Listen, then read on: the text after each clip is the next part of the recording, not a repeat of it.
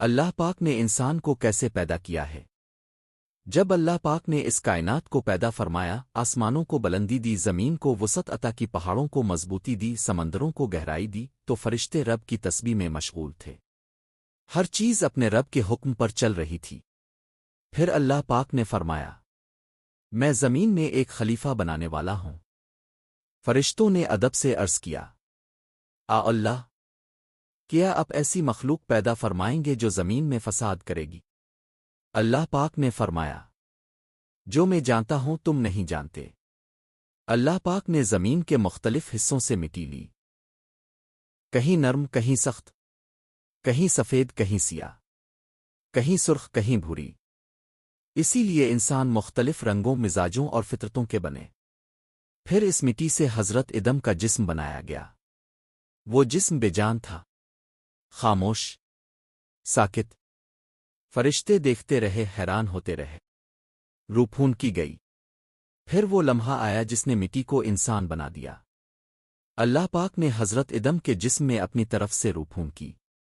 جیسے ہی روح داخل ہوئی، آنکھوں نے دیکھا، دل نے دھڑکنا شروع کیا، زبان نے حرکت کی۔ حضرت ادم نے چھینک ماری اور کہا، الحمدللہ۔ اللہ پاک نے فرمایا، رحمک اللہ! یہ انسان اور اللہ کے درمیان پہلی بات تھی۔ شکر اور رحمت۔ فرشتوں کا سجدہ۔ اللہ پاک نے تمام فرشتوں کو حکم دیا، آدم کو سجدہ کرو۔ سب فرشتوں نے فوراً سجدہ کیا، سوائے ابلیس کے۔ ابلیس نے تکبر کیا، کہا، میں آگ سے بنا ہوں، یہ مٹی سے۔ اسی تکبر نے اسے مردود بنا دیا۔